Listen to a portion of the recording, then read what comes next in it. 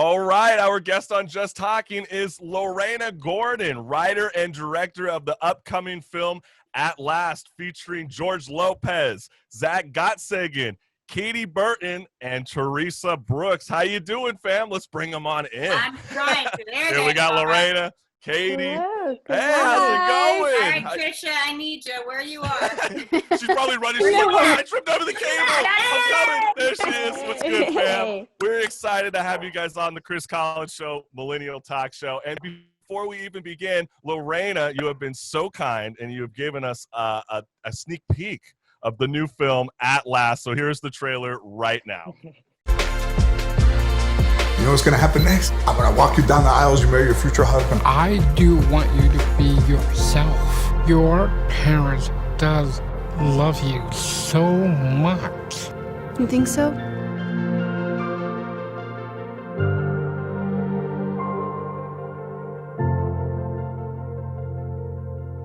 That's right. We got a new film from Lorena Gordon that's going to be dropping real soon. And we got these special guests in. We got the lead actress and supporting actress with us, and this is so much fun. And, you know, before we even get on into it, obviously this film is about, it feels like a first kiss on a level. And, you know, when I think about my first kiss, it kind of feels like, you know, when you get a tongue up the nose by your dog. I mean, that's kind of what my first kiss was like. What was your guys' first kiss like? Do you remember it? It's not very flattering. Or was it a little bit more, were you guys a little bit more lucky than I was? No, mine was all tongue. Just Oh, not knowing where it's going. Yeah. Were you taught first to do the tongue? I mean, I just thought kissing was just kind of meeting, you know, right at the lips. I mean, yeah, it could get very awkward real quick. I'm looking at Marissa's face. And Okay, let me tell you, my first kiss, I was the biggest crush on this guy, and we played tag. I mean, we were like 11, right? So we played tag, and then he kissed me this like French kiss, and I almost, it was all over my mouth. And like he stuck his tongue so far down, I almost started puking. I was like, I am so over French kissing. He probably pounded a Gatorade and just tongued you so hard in it, and you're just feeling as an 11-year-old. That sounds grimy. No, it was not romantic. It was not French. It was not like what I saw in the movies. I was like, this is disgusting. Yeah, I mean, Lorena, are you giving us an honest depiction of what that first kiss could look like in At Last? I guess, like for me, it was my first kiss was a dare, so it wasn't romantic at all. You know, it was like a dare. So I think I just wanted to like recreate a beautiful first kiss and what that would have looked like. Absolutely. And I know you've been very vocal about how the premise of this upcoming film, At Last, is about, you know, obviously receiving your first kiss, but you've been very outspoken about how this film speaks to you. And my question is, why did you want to shoot this story, and how does this speak to you?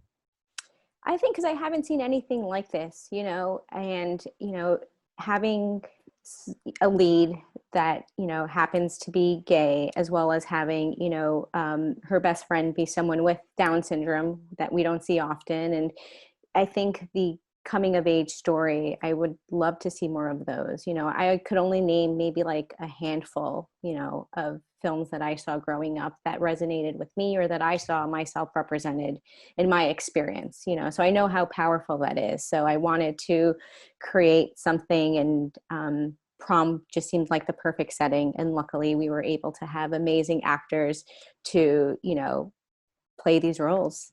I mean, the scene seems lovely. I mean, I remember my prom. Prom sucked, in my opinion. At least at Claremont High School. I went on dates with people that actually had boyfriends. That's like the worst idea. So if I got any younger kids that get out of quarantine and they want to, you know, bring a prom date in, go for a girl who's single, okay? It's the worst idea. They'll leave you right after dinner. Then you're just sitting there while everybody's dancing. It's no fun. And then they play Michael Jackson like every other song. It's not a cool vibe. So I definitely know that it's awkward. And for the actresses here joining us, you know, for the Chris Collins Show, I mean, how was your experience like working with, you know, George Lopez and Zack Gottsagen? I mean, that's got to be quite an awesome opportunity to work with those star-studded actors.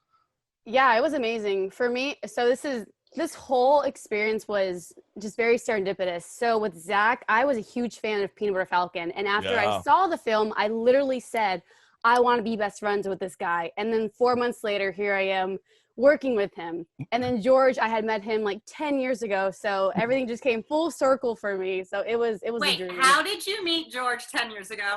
Okay. Sorry. So he was filming Valentine's Day near my house, and my mom's like, let's just go see what, like, you know, who we can see. And I knew Ashton Kutcher was there, and then George was also there, and he was the only one that came out and spoke to us. And I actually have a picture with him, and I showed him, and he actually remembered it. He's like, oh my gosh, I remember this encounter. I was like, no way! That's amazing. It was great. Yeah. So Ashton Kutcher is a douchebag then. He just gave us the wave, so he's probably busy, you know. Oh, Marissa, you're an actress too. You're gonna tell me that if you didn't get to that A-list status, you wouldn't be going, boy, bye. Like, you wouldn't be doing none of that. I mean, I get that, you know, on a hot set. You know, I'm telling you, one of the nicest people I've ever met on set was Brittany Murphy. She took the time to come out on set and talk to all the extras and to sit and have like an actual conversation. She didn't need to. I was on set for about a week with her. Oh my God. Every that's single beautiful. day she came out. I love her, so I love her. Yeah.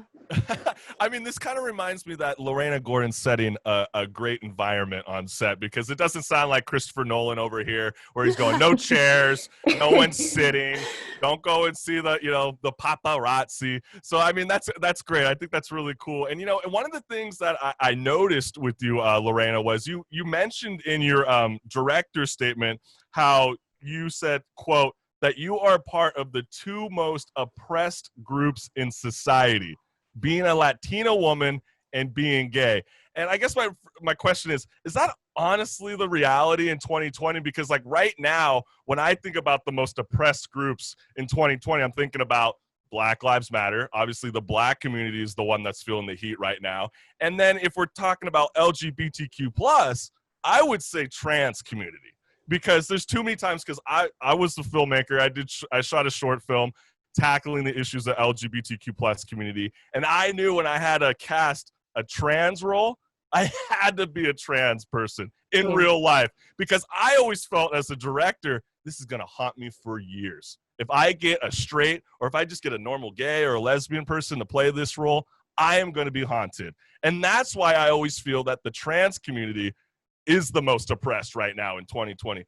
What are your thoughts on that, Lorena? No, I agree with you. And I think, like, to put it into context, what I was saying was more of like overall, like in film, you know, we don't see as many LGBTQ stories, just flat out, like in, you know, in cinemas.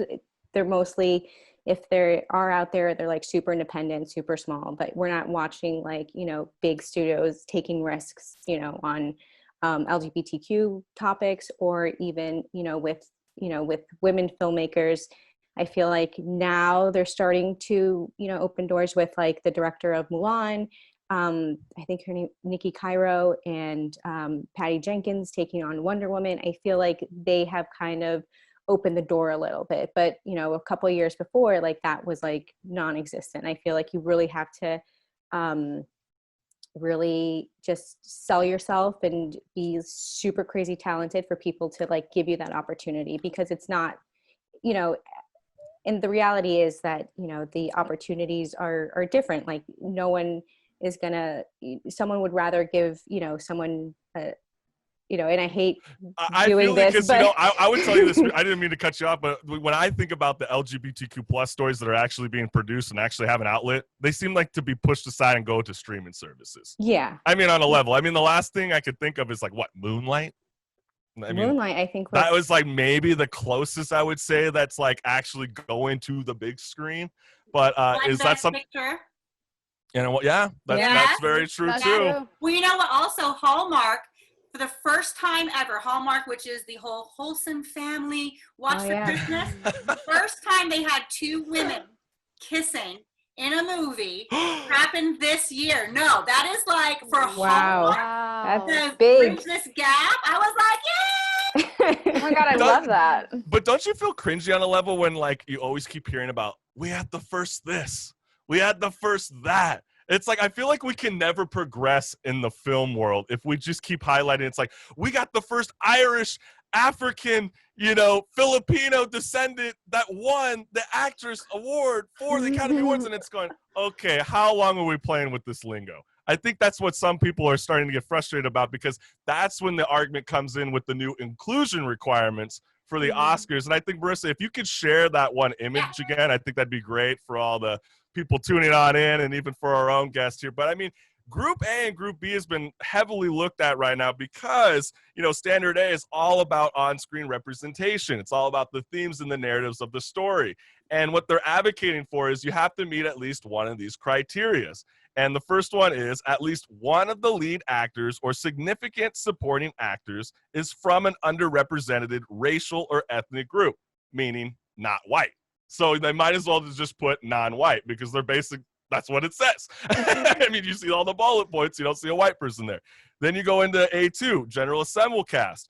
And this is why I make my argument, because they're saying, well, can't you put at least 30% of the people that are a part of a racial group, a woman, please, LGBTQ+. But then I would argue saying, how the heck are you supposed to make a period film in 2024? I mean, how the heck is Schindler's List, Dunkirk, 1917, to name a few, how can they get past this criteria? And then I kept thinking about Group B, right? I mean, because that's all about, I'm all for this. I mean, we need to do a better part in inclusion in the workforce, right? I mean, they're only asking for 2 main leadership positions to go to a woman or someone who's underrepresented. And I'm all for that, because the minute you start saying, I want one person that's disability, one person of Asian, one person Black, then I feel like it totally deflates the whole situation about making art. I mean, what are your guys' thoughts on all this?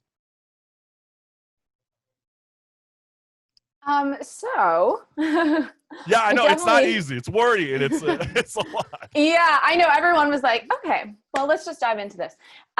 So basically, I very much think, definitely, I'm totally with you, workforce. I mean, in fact, I think it could be a little bit more than just Tell me 2. more. Like, what you mean?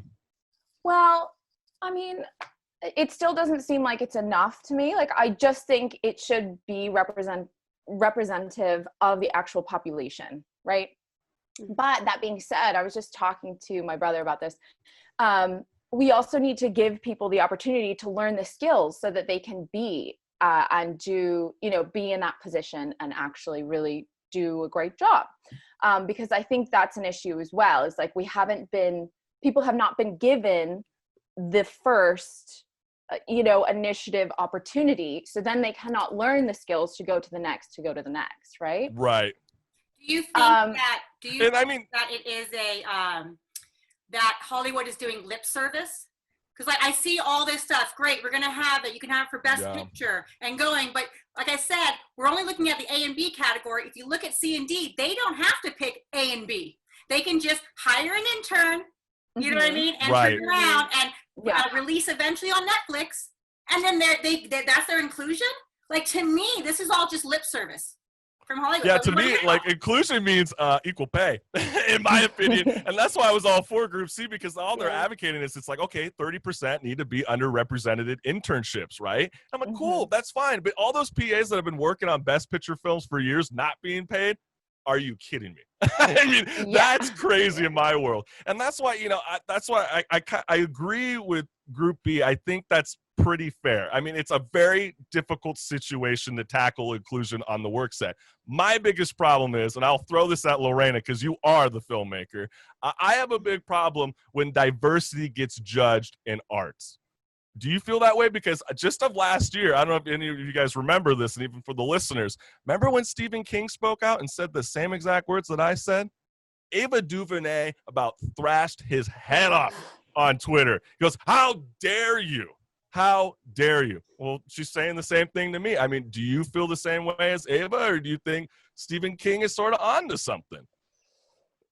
It's so tricky because, art is art, and like you said, Schindler's List, like you can't redo history. Like history is history, right? And you have to represent it completely honestly, or as honest as you can, as an artist or as a filmmaker. So I think we just have to, do a better job on the stories that we're telling and not contrive anything per se just to make it, you know, for a certain group or to fit a certain inclusion thing. I feel like it just has to, like, as cheesy as it sounds, like come from the heart, you know, and like put it in like the work that you're making, you know. That's our responsibility as filmmakers. And that goes back to like the previous thing that you said about like being a Latina and gay. Just like, I feel like my responsibility as a filmmaker is to tell like stories that I know, you know, and hire people that I feel best can portray that, and not trying to go into like a certain, oh, I need a, you know, Asian, I need a whatever, you know, to fill these boxes. Because then you're just, then it's, to me, that's not cinema, that's not art, you know, because now you're trying to, you know, fit these. But what about the people? Boxes. Let me challenge you on this, just to play devil's advocate, because there are people that would say that it's like, okay, now in 2020, I think we can do better in stories. Like, let's actually tell things that are in true vision. And when they say true vision, they say, I want, if you're going to have someone that's going to play a gay role or a lesbian role, like in your film, that person has to be lesbian in real life.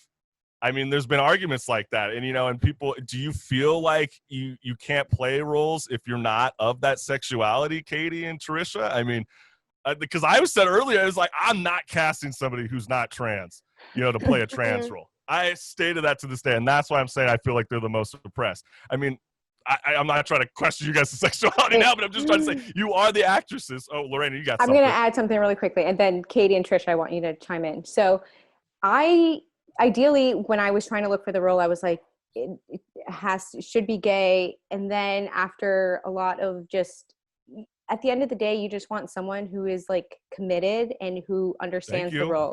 They I'm with you. if they're straight, triangle, whatever, but they like really understand the role and are amazing human beings, because this is going to be a working relationship. Like, I could have hired someone who was gay and didn't understand, you know, my vision for this role, or just wasn't a good person to work with, or we didn't work well together. Then I would rather have someone who maybe is not of the same experience, but can, you know, pick things from their life to really understand this character. Because that's called acting. And it's called acting, I'm all about, hey, if you can fill the role as authentically as possible, you look for that.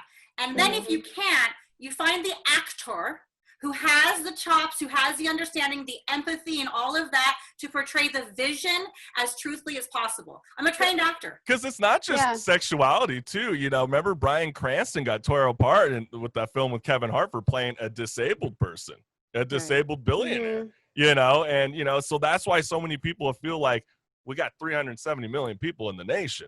I mean, you couldn't find a disabled actor. You couldn't find a gay actress. I mean, you were going to hear that more and more often in the film world.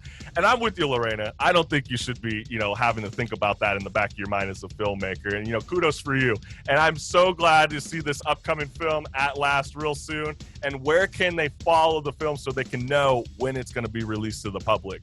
Sure. So you can follow us on our Instagram page at Last Short Film. And then Trisha and Katie, you want to chime in your Instagrams? They can find where can they follow you on Instagram?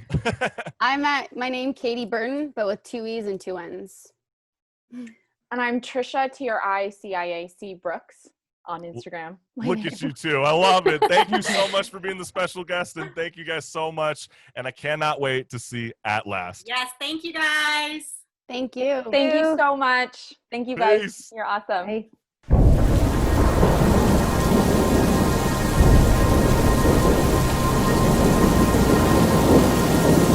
Let me try be honest, I'm not used to this.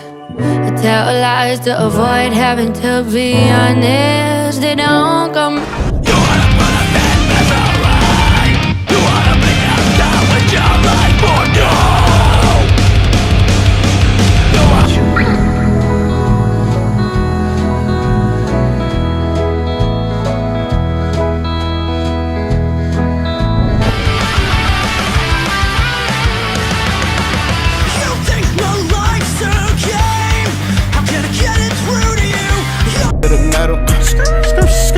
Olympics with the flit, yeah, my wrist should get a medal. Yeah, trying to keep my medal, I've been lost in a day. On what love should feel like, and whoa, I'm sensing trouble. Whoa.